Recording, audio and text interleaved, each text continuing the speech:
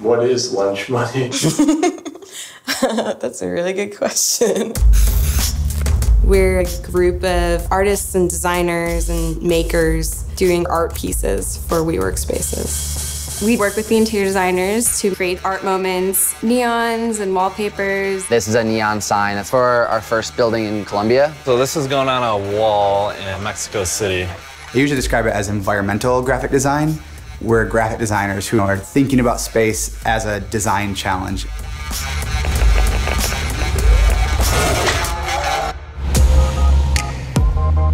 When I started at WeWork, it was early 2012. There was about 25 of us in one room, and it was the idea that I was going to do design on the walls and neons and wallpapers, but really they needed an in-house graphic designer. So I was the guy who was just like making Craigslist ads. I was burning through like 6,000 sales cards and laying out legal documents. Miguel, the co-founder, he was like, well, you always keep asking about doing stuff. I figured, let's just do it. We'll come here at night, and then we'll just print off millions of grayscale photos of men and women that we would aspire to be, and then we'll just do like a DIY project. The next morning, we just started getting emails and texts like, hey, did you do this mural? How did this get here? It's so awesome, we love it. Fast forward 2 years, we're at 20, 30, 40 buildings, and it was like, we need a team.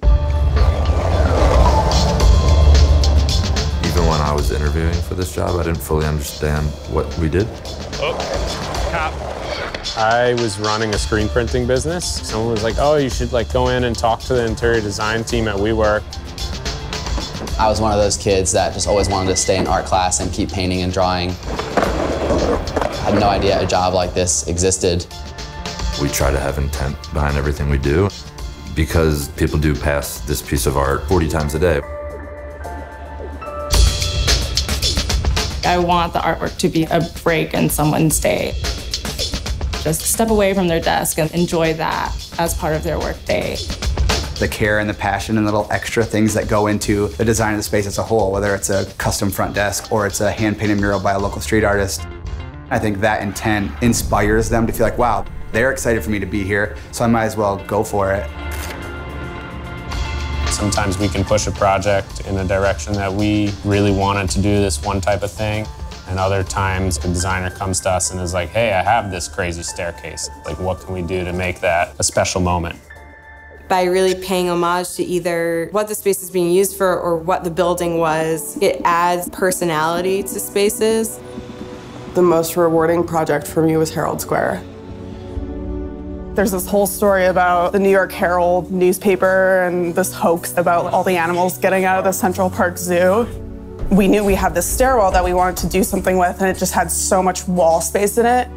So we did this color filtering effect. And then you get this really weird and interesting experience because when you move, the glass turns yellow. So now I can see all those animals.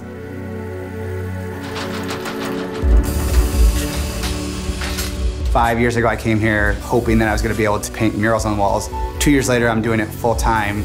4 years later, we've got people in 4 countries around the world on this team together. We have some people who are 23 who kick my ass every day, inspire me to become a better designer. And the work I do now compared to 2 years ago, you wouldn't even know it's the same person. I think we're all really lucky that we have a job where our personal design ethos is appreciated and like understood. It feels cool to be in a place that you're proud of and be making work that you're proud of, and I think they just go hand in hand. There are tough days, you know, it is a stressful job, but I'm so grateful to be a part of this team. It's awesome.